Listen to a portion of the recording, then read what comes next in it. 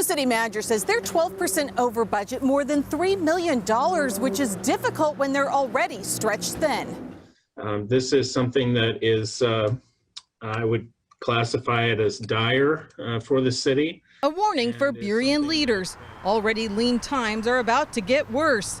They need to spend the next few months trying to figure out how to cut from their budget, and there's a good chance important services will be impacted. We can't cut food programs.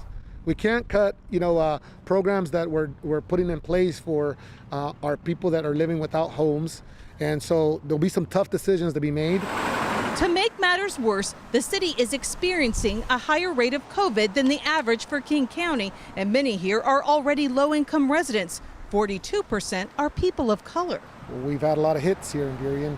The annex tax we're going to lose, the car tab tax potentially we're going to lose. And on top of it, COVID has just been devastating our community. They dipped into the general fund to help out with food, masks, and other essentials for residents who are struggling financially. But Mayor Jimmy Mata says some tough decisions could lie ahead. Is it fair to say right now you really don't know where you're going to find that money? I'd say, you know what, I don't know where we're going to find that money, but we're going to have to find it. I mean, there is no question of we can continue to ignore it. They're already reaching out to the county and the state for help, and they're hoping to draw more development into this area, which could mean more tax revenue. In Burien, Amy Marino, King 5 News. New unemployment claims are dropping here in Washington state. Last week, nearly 29,000 new claims were filed. That's down 11% from the previous week. So in all, since the pandemic began, a total of $7.2 billion in benefits have been paid. There are still a lot of people, though, waiting for their payments. The Employment Security Department is still working through the backlog right now.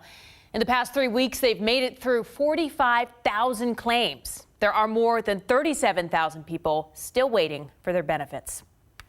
And nationally, 1.3 million people had to file for unemployment for the first time last week. While that is a lot of people, it is the 14th week in a row that new claims have actually dropped. So during the week of April 25th, 3.8 million people filed for unemployment. And all during this pandemic, 48 million Americans have had to file for benefits.